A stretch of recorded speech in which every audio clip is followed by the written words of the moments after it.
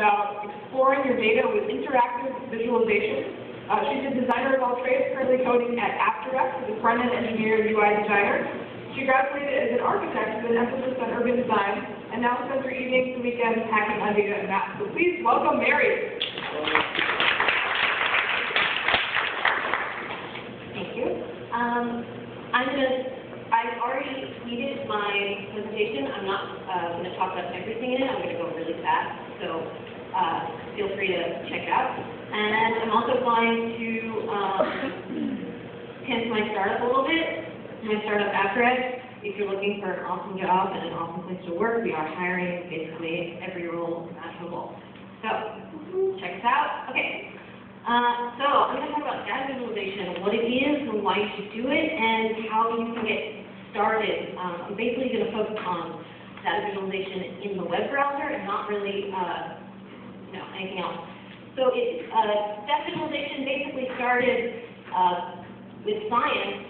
Actually, let me see if I can play. Science started. Okay, so about basically, investigating data with images, statistics, and it sort of has overflowed into architecture, mapping. This is a history of the Mississippi River movement. So this is like you're basically you're mapping the river over and over and over again. You're getting this beautiful layering of history of the Mississippi River. And then along come computers, and this is in 1985. This is the famous tulip. It's the mating of tulips or something else. And this is actually, it's like X, Y chromosomes and all that. Okay. And this is actually an interactive visualization. It's a map of lots of scatter plots, and so you can see multiple dimensional data. And in 1985, it's kind of amazing that we're still trying to do this successfully. So, great idea. Okay, so why should you do it now? Why is data visualization becoming such a big trend right now? It's becoming much more accessible, and basically any startup, if you look at job postings, there are job postings for data scientists, and where there are data scientists, there are data visualizations. It's becoming really key to understanding anything. If you're making a product, if you're doing any kind of science, if you're trying to make money, you want data visualization. So really, there's a lot of opportunities right now. It's expanding at an immense rate. So the tools are getting better and better and better, and really fun to use. There's a lot of support in the Bay Area, and there aren't a lot of women doing it. And I keep going to the meetup, why are you women? Oh wow, this is so cool. Okay, so I'm going to just go over sort of how you can approach this. One approach is, on one end, you have the expository data visualization. So see it coming out visually. They're much more static, and they're much more about making this graphic statement about telling the story. And they're very tailored and biased. You'll see Obama loves to use these. If you're looking at this one, the production of crude oil, this is like from 2007 to 2011. It's like such a small story about the price of crude oil. Clearly, someone's got something to say. It's pretty narrow. So this is more like journalism. You'll see some New York Times visualizations that are like this. It's about storytelling. And then you have the exploratory, which you would call data visualization. I'm going to really focus on the exploratory data visualization. It's really about making a tool to understand this data. Because a lot of these, I'm going to show you, there's hundreds of thousands of rows of data. And when you put it in a table, you put it in a database, you look at it and you're like, what is this? You have no idea how you start understanding it. And one of the ways to do it is a data visualization. So there's all these great tools now. There's all these great tools now for just dumping it in the browser, checking it out. This is nutrition data. You can actually filter this, look at it, and highlight the rows. So every line is a row here. This is a what is it called? node, line, graph, basically.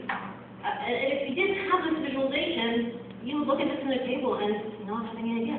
And so Brett Victor is a really beautiful, he makes some really beautiful interactive visualizations, and so this is from science and math. Basically, you can move things around and start understanding how does this work? What is this science? No!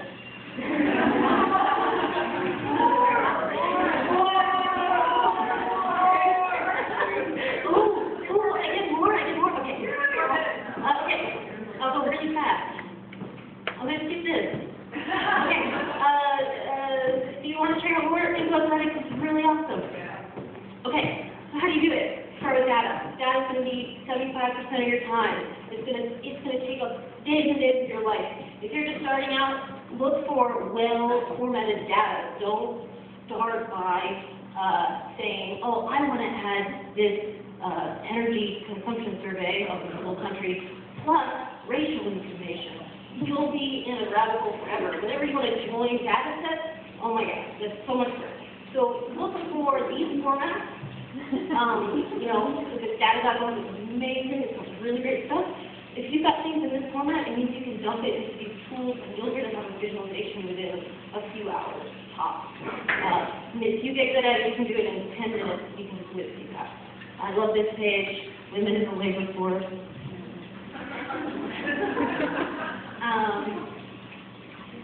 Google, I'm going to pin Google data exploration.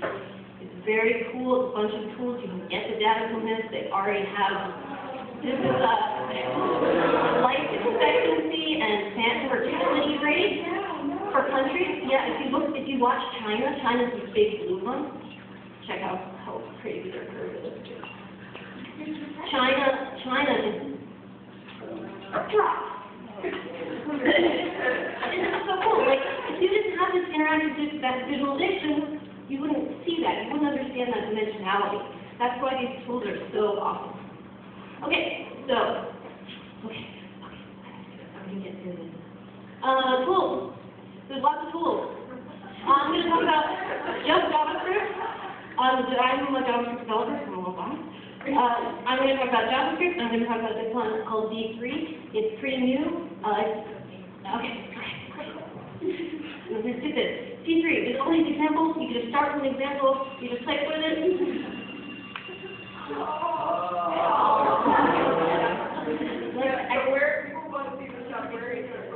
I've already posted it on my Twitter.